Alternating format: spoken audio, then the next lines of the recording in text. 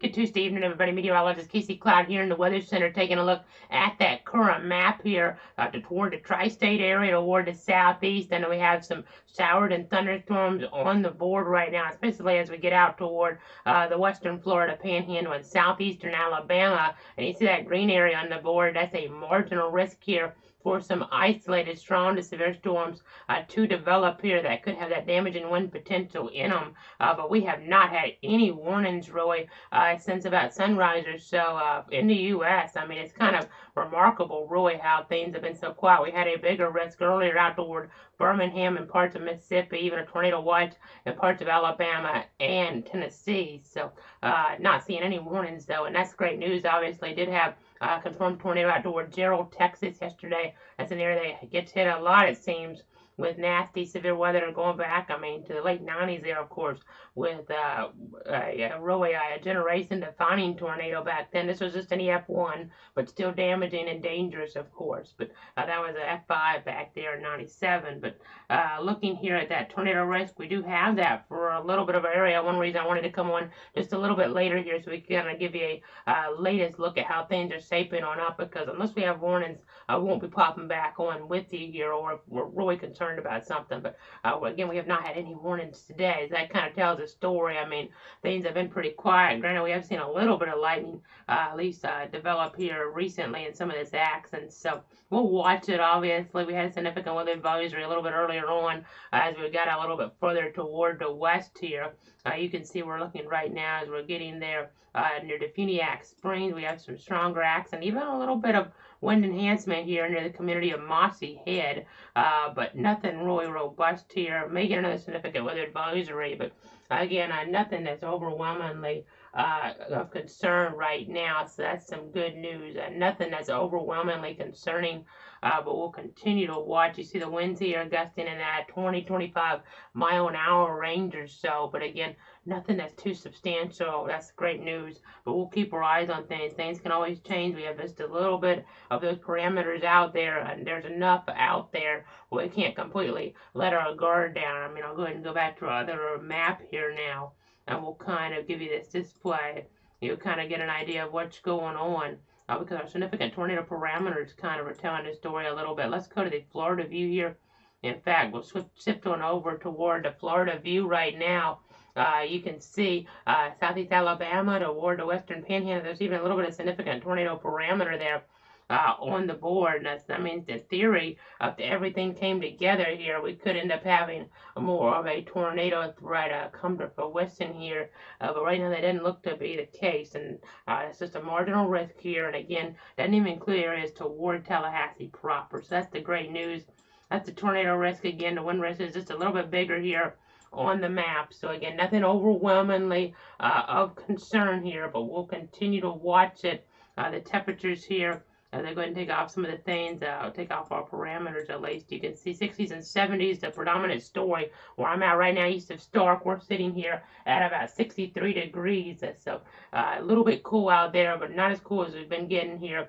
With the overall pattern that we're in, as I kind of look at things, you'll be able to see our wind direction. I kind of pushing more of that more moist type of air in here right now, warmer air, more humid versus what we've been seeing with the drier conditions. It's looking at some different things right now. I mean, we'll look at our dew point real quick. We're at 61 on that dew point, obviously a little bit higher here with this setup, and we'll look at some of those across the region. Really, you'll kind of get an idea of what's happening with some of these different numbers. I know 63 to dew point toward Gainesville, 62 toward Jacksonville International Airport. So kind of telling that story here. More moist type air in play to some degree, but not really enough probably to be too concerned with. You see even higher values toward the west that here as we have that small chance of some strong to severe storms in our western counties. Of course, just to kind of familiarize everybody here with our counties, I'll go ahead and take off our wind direction arrows right now, take off our METARs here, and just kind of emphasize that we cover everybody there east of that Alabama-Georgia line here as we're looking towards southwestern Georgia. Now, we don't go further north there than, let's say, Quitman County, but as you look here in our westernmost counties in the Florida Big Bend, are Liberty there and Franklin. So just to kind of let you guys know, we're based in Stark. We cover 62 counties, so a lot of our area not going to have any chance for severe weather. Now we'll have some of the rain that's lingering from this boundary that's coming on in here tomorrow. It's kind of lingering on the end here. But nothing that's too robust. Maybe a rogue lightning strike, but we're not expecting severe weather as we get towards dark Gainesville, Jacksonville. So don't stress out about anything here as we get further on over toward east. The rain chance pretty low, in fact, only at 30% here tomorrow. So that's the good news. I mean, some areas will get some rain, though. Don't get me wrong, but not an overwhelming concern here in the Weather Center. So that's some great news here. I know we've been talking about just terrible things with Hurricane Ian. We'll talk a little more about Ian here tonight, but this is not a big deal overall. That's the good news. And the logo's blue here, not red. That's what we like to see. But let's go ahead and take a look outside right now. We have some different cameras we can show you. Let's go over toward Jacksonville right now. You can see here I-95 at Hendricks Avenue. I think it's looking pretty good right now as we get out there in terms of the overall conditions that we're dealing with. And as we get over toward St. Johns County now, we'll take you toward that area of the First Coast. You can see a little more traffic accident. I know that Georgia-Florida game is going to be taking place Saturday, so maybe getting an increase in traffic because of that. I'm not really sure. It could be an accident.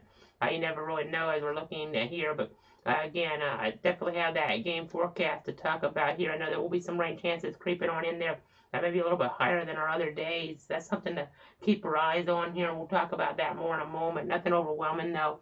But as we get over toward Gainesville, we'll take you down there right now. You can see even a little bit of traffic out there on that side. Again, the chances for that game there in terms of rain, not overwhelming, though. Little uncertainty still because we're a few days out. So got to keep our eyes on that forecast for Georgia, Florida, and Jacksonville. And then also our eyes on that game there between the Yellow Jackets of Georgia Tech and Florida State and Tallahassee. That's a noon kickoff there. And speaking of Tallahassee, let's go ahead and switch over there to Gator game, 3:30 kickoff there on CBS against Georgia, the Bulldog game as well, of course. But then toward Tallahassee, this game's going to be a noon kickoff against Georgia Tech for the Seminoles, for my Seminoles. They're on the ACC network. Hopefully weather doesn't interfere here. I know folks out there right now at Jefferson Street at Woodward Avenue. Just looks like quite a few people out there on a Tuesday night. They may be studying for an exam or maybe just trying to enjoy themselves here as we're looking ahead toward that Wednesday. But let's go ahead now and switch back on over to some different visuals here of things that we have for you in the Weather Center. We'll go ahead and show you what's happening in terms of some weather history because this is important to talk about as well. A year ago yesterday, we had a destructive tornado there towards St. Mary, Missouri, and Chester, Illinois there in EF3. It's just a significant storm system. We even had a tornado emergency issue toward Chester, Illinois. I know this scenario kind of gets forgotten maybe a little bit nationally because the bigger event there toward this part of the country anyway, a little south generally with a lot of Saxon, but was that Mayfield event there, looking at that year anniversary coming up in about a month and a half or so. Of course, everybody is still thinking about that candle factory there, what happened to that there back in December 2021. But this is October 2021. It's still a significant event in and of itself there. I mean, a tornado emergency being issued, all those parameters coming in play, and the debris being lofted to 20,000 feet. All this blue stuff here generally is debris damage being caused. I mean, we had some of that damage caused in St. Mary, and you can see that a little bit better even on the radar as we got up toward Chester, as this tornado was causing a real path of destruction and creating that. But as we go ahead now and talk about Ian again, I know we keep talking about it, but we got more new information again in on Ian. I know folks just really need to be thinking about what happened down there because I know that death toll is still going on up, unfortunately, now up to 118 fatalities there. And it's that surge pushing that water on in there. The larger size of the storm, the increased storm surge impact came because of that and that slower movement. It's just a lot of folks here, especially toward Lee County in Florida, of course. We saw them pass away because of drowning from the storm surge. That's just terrible. Just a terrible, tragic event there. But just want to keep you updated. I mean, that number unfortunately keeps going up as they kind of check the causes here of death and compare them to what actually happened here, and if it is because of the storm itself or just some other type of cause. But the storm here, that number, I think we had 109 when we were on last week talking about it, somewhere around there. And that number just keeps going on up. One of the worst storms we've seen here in Florida, one of the most destructive and deadly storms we've seen in the Sunshine State. But let's take a look at tropical climatology now, 1944 to 2020 here. You can see we're kind of on that downward slope. I don't want you to lay your guard down, though. I mean, granted, the chances of a more significant hurricane are lowering at this point of the year, but they're not zero. Now, we don't have anything specific to talk about in terms of any type of big threats here, at least at this point, but we'll be watching here for you, obviously. And then let's go ahead and say you now some more information. I know just again, you see here, I mean, we have storms like Irma and Dora that come to mind there around September 11th, that peak of hurricane season there in 64 with Dora, and of course 17 with Irma. But our system's kind of running slow on us there. I apologize. Really running slow on us. I want to talk about this storm here, though, in 85. You can see here Hurricane Kate back there in 1985. I know the reason I bring this up is because it's an anomaly there. You can see that date, November 22nd. That's just almost unbelievable to think about. We had a hurricane hit, one of the worst hurricanes to hit Tallahassee there ever in late November. I mean, it was impacting those Thanksgiving plans there for sure. Back in 1985, I mean, power was out in a wide stretch there around Tallahassee. Trees were down everywhere, even more so with this probably than what we had with Hermine or Michael there in Tallahassee proper. This is just really a generational storm that we were talking about there with Hurricane Kate back in 85. And this is just one of the updates there for the National Weather Service in Tallahassee on the storm. Just was able to pull that up there last year when we were looking at some anniversary things. I just want to remind folks that we could still have a storm here this time of year that can be significant. I mean, storm surge flooding there occurring. We had down power lines there. So, I mean, roads just being reported as impassable there around Tallahassee. Most of Tallahassee is out power. Internet stayed out for a while. I mean, talking about how power might not be restored until after daybreak, but a lot of that power ended up being out for significantly longer. Did have some rain there in the picture. That wasn't a big story, though. There's trees that's falling everywhere around Tallahassee, though, in 85. But now we're going to go ahead and move along here in the show. We kind of got a sneak peek of these a moment ago, but these storm names here, looking back, you see the Atlantic hurricane season running through November 30th. You see Lisa's the next name on the list. Then after that, Martin, Nicole, getting later on, we have Owen and Paula and Richard. Hopefully we don't get that far, but I mean, at this point, we probably wouldn't get that far, but definitely a couple more names could get crossed off this list. We could get there into that third column, but we'll go ahead now and kind of give you some more information here. As we show you that tropical weather outlook, you can see, looking here, we have 3 areas to watch. Now, these first 2, you can kind of see how they're headed more poleward. Generally, if development were to occur, that's where it'd be more likely to occur as they're heading poleward. Northern, in a northern direction is what I mean by that. But this one right here may be one to watch. We'll keep our eyes on it here. Low chance of development right now. It's north of Venezuela where we could have that development. So we'll be watching there. We'll be keeping you up to date if we need to on that situation. But right now, nothing to stress out about. Nothing to stress out about, but just, I mean, we saw what happened in Kate with N85 with Tallahassee. I just want folks to be keeping their eyes out just in case. I know generally we're able to breathe a sigh of relief into November. We're not quite there yet, so just keep an eye on things. But right now, no threats to really focus on. But you can see here, next 7 days now, that rainfall forecast, you can see we do have areas out toward Louisiana, Mississippi, Alabama, maybe an inch of rain. That next system even bringing some of this rain, and you see our next system and this system that we're dealing with now, the rainfall amounts don't look to be adding up too much here. So that's the good news if you don't want the rain to interfere with your plans. But some localized spots, I mean, even toward Jacksonville, unfortunately, could be in time for that Georgia-Florida game, but could end up getting some rain there that disrupt some things. So we'll keep our eyes on that. Of course, when we're not on the air, you can go to cloudweather.com/radar, but let's go ahead now and see that extended outlook, that next 7 days here. You can see a 30% chance of rain tomorrow, 10% chance on Thursday and Friday, so dropping on off some, so that's some good news. But then as we get back towards Saturday, unfortunately, right in time for that big game there as the Bulldogs take on the Gators there in Jacksonville at TIAA Bank Field. You can see at 79 degrees, so a little bit cooler, more of that cooler air because of that rain being around potentially. Here's what we're forecasting right now. You do see getting up there a little bit in temperature Sunday, Monday, with the rain chances dropping a tad, but you can kind of see our big chances for rain, if you want to call them big, at least chances of rain that disrupt your plans. Granted, not a lot of rain overall will be on Wednesday. That's tomorrow, of course, Saturday there, Sunday, and then on Monday as well. So, again, just going to continue to watch. Of course, Monday's Halloween. We don't put as many things on here like we used to, a lot of different events, but it's not an official holiday here that you get off. So I just wanted to document that by putting Halloween on this map. We'll see here Tuesday as well. I don't want to leave out Tuesday here. Just some of the averages. I mean, we were talking about frost here the other day, folks. I mean, even this morning it got pretty chilly, but we're not going to be above average for most of this period. So just kind of go from way below average to a little bit above average here. I mean, we were talking about record-breaking temperatures there last week. I mean, where I'm at here, we got down to 34 degrees back last week there. I'm just looking at my anemometer real quick. I mean, today we got 86 for the high, but we were down all the way to 48 this morning.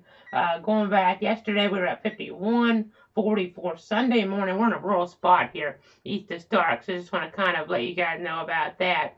I mean, core and most other spots here in our viewing circle, but 38 there Saturday morning, 36 Friday morning with some low humidity around as well, 34 there Thursday morning, 39 Wednesday. So this is a stark contrast from what we've been kind of dealing with here in those recent days. I mean, again, local spots there, rural spots could get a little bit cooler, but and have that variability here. The drier air, though, is not as going to be the story, not going to be as widespread here, kind of what I'm trying to say there. We're going to be talking about a little more moist air, so a little bit warmer temperatures here, and it won't get as cool at night. But we're watching everything for you. We just got some word here. I saw it when I was turning my head. There's now a significant weather advisory. This is the first one here you see by the Tallahassee office, first one we've had in a little bit. So these storms aren't necessarily weakening that I'm going to see here in another system in just a second. In fact, maybe strengthening just a little bit here. So we have to watch now. They're expected to weaken once they get toward Tallahassee because the atmosphere, talking about Tallahassee proper here, because the atmosphere just isn't going to be supportive maybe of the severe threat here, getting on down toward the surface with the winds, and it's just the overall parameter. I mean, we have a lot of really atmospheric inhibition, if you want to call it that. So it's going to really inhibit development there as we're looking at some different things here. And the Weather Center still trying to keep you guys a gaze of what's going on here, obviously. So I just want to continue to watch our velocity. There's a little bit of wind enhancement here. I mean, honestly, we haven't had that much today, so that's the reason I'm focused on it. It's not enough for a severe thunderstorm warning or a tornado warning, but now we do have that significant weather advisory here on the board as we're getting out toward Holmes and Walton and that general area here until 10:15 Central Time. It'll pop up here on this map in just a moment, but some of the worst of this enhancement is just northwest of Definiak Springs, so we'll be watching this here for you in the Weather Center. There's a box, so I can kind of give you the information here. This is the strongest part of the line, as outlined by the National Weather Service in Tallahassee. They're seeing at 9:36 Central, the operator is tracking strong thunderstorms along a line extending from 12 miles north of Definiak Springs to 9 miles northwest of Eglin Air Force Base. They are moving east at about 35 miles an hour. So we're talking about some maybe winds that can knock down tree limbs and blow around unsecured objects. We're talking about Definiak Springs. Of course, Eglin Air Force Base there, Union, the community out this way out of our area, Liberty, Oakwood Hills, Cluster Springs, Gaskin, Alpine Heights, Darlington there, as we look at Definiak Springs Airport there, that general area, of course. We're dealing with Glendale, over toward Mossy Head, and Fox Hills. So even a little bit of lightning popping up now. So we gotta still watch this. You saw those tornado parameters out there. This is where it started to get a little bit more organized here. It could take advantage of those tornado parameters, and we could get a quick fuse tornado warning. This is still outside of our area, so we wouldn't necessarily come on for a tornado warning out here. We'll play it by ear. But we were streaming last night for Texas because of that threat. We had a more predominant threat that started to take over with tornado warnings within a tornado watch. We're going to start to maybe do a little bit more there in terms of some of the national threats as we look ahead, at least streaming radar, things like that, and on YouTube there especially as well. So just a little bit of heads up. But we did not have any warnings pop up within that tornado watch today. So, I mean, thunderstorm, tornado, I didn't have that. So that's why we didn't do anything to that effect. But we're watching, and there's another threat toward Thursday, toward Texas. We'll see how that kind of plays its way here and toward our forecast. You saw this higher rain chances towards Saturday, Sunday, Monday that I was talking about. But again, a little bit more robust action. There's another lightning strike. I mean, considering how underwhelming the action's been here today, this is a little bit noteworthy because, I mean, the parameters, I noticed some of our HRRR runs, they were trying to sell a little bit more rotational parameters develop here toward the panhandle, more just outside of our area, though, versus in our coverage area, weakening them off as they get toward areas here like Jackson County, which is just outside of our area, Calhoun County. You see Gaston and Liberty, they're in our area. We'll be watching. This is moving off toward the east at about 35 miles an hour. So let's go ahead and get a track on this here. We'll go to other mode, and I'll kind of see what I'm doing. It's a little bit, I guess you could say, unconventional the way we do this. But so 70 miles, so if it moves at that pace, maybe only about 2 hours away from our viewing area here. We talked about it early this morning on Facebook and Twitter with a post after midnight. We could have that threat try to enter in. The stuff, by the way, in Georgia, it does not look very organized at all. No lightning really coming out of that. It doesn't look like at this point. Let me double check. We're going to zoom on in here. You can see, not seeing too much up there, but again, this is the area to watch here. We'll go ahead and show you our other parameters right now. You can see our significant tornado parameter at about 0.5, our supercell composite are quite a bit higher, and in our instability, though, that's more focused toward the south. So when you get that overlap here, that's why we're a little more concerned too with the organization down there. We're getting the development of thunderstorm activity within that instability area, within that shear area, and that could lead us to a rogue warning or two. Nothing overwhelming. But considering how underwhelming things have been today, we just want folks to have multiple ways to get alerts in our western areas tonight, really. Just if you're in this outlined area, I mean, you could always just turn the side of Costin and Tallahassee, Albany. I mean, you just never know. I mean, we didn't really touch on it. I wanted to touch on it, though, real quick. We had that earthquake out there today toward California, 5.1 toward the San Jose area, and they have actually a way to get alerts out there with an app, give you a few second heads up depending on where you're at. So it's always just good. I mean, obviously, we don't generally have anything like earthquakes around here.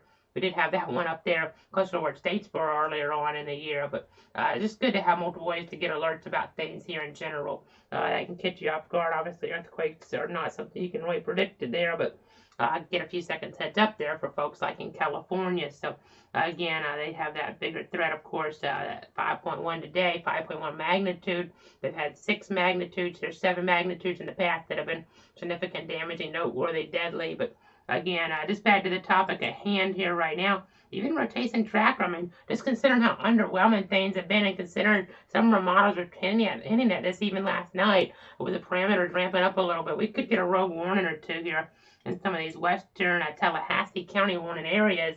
That information would tweet out there at Cloud_WX on Twitter if we end up seeing a situation like that arise here. Now, if it's not an official area, we may not necessarily go on for it, but just need to watch here because things look a little bit better than they have here in a while with this action here in that one area. I know we saw some warnings earlier this morning in Louisiana. That wasn't necessarily the focal point, and this hadn't been the focal point either, but there's enough here. I mean, even 2 areas now we're starting to see on our system. I mean, this one here northwest of the Phoenix Springs, but in another area here just west of Mossy Head, the community of Mossy Head. I know some interesting names. Now, that's not really in a good spot, though, probably, as we kind of have to compare things between radar reflectivity there and the storm velocity mode, and even correlation coefficient, though. I don't think we're going to have a resignature out of anything like this right now. This is probably, again, more the area to watch here.